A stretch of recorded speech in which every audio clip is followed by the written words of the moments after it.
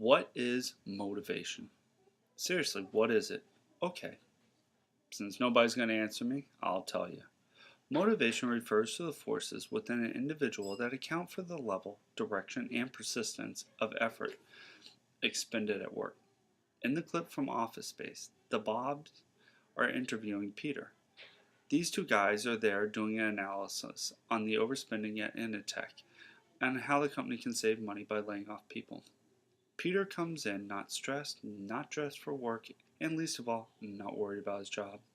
The cognitive dissonance that Peter has for his job all went away when he is hypnotized and made not to worry about anything. He started living the way he thought and did not care about the outcome. This leads me to motivation.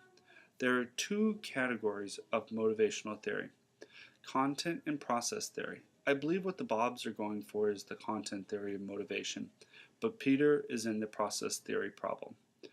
What are the differences between the two?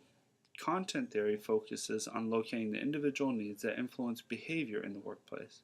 Process theory examines the thought process that affect decisions made by workers about alternative course of actions. The Bobs like Peter because he is being honest with them. They try to entice him with more money and responsibility, but in reality, he could care less about his job. He wants to do just enough to not get bothered, and this is his only motivation.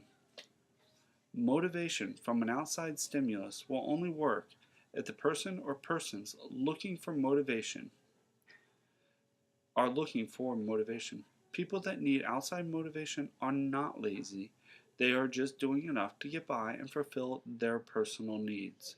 If a manager wants to get more out of an employee that they feel is not living up to their potential, they must make a psychological change in that employee, or else it will not come about. The Bobs offer Peter two motivators for improved performance: profit sharing and a management position. Both of these are great motivators and fall in line with the goal setting guidelines of difficult goals are more likely to lead to higher performance than less difficult ones. Specific goals are more likely to lead to higher performance than vague or no goals. Task feedback or knowledge or results is likely to motivate people toward higher performance by encouraging the setting of higher performance goals. Goals are more likely to lead to higher performance when people have the ability and the feeling of self-efficacy required to accomplish them. Goals are more likely to motivate people towards higher performance when they are accepted and there is a commitment to those goals. Peter's bosses, one of 8. Bill is not a motivator. In fact, he is the exact opposite. He knows nothing about his employees and knows nothing of Peter's disconnect with his job. He just keeps pouring on the overtime and perceived extra work. The Bobs, on the other hand, have committed many errors in the interviewing of Peter.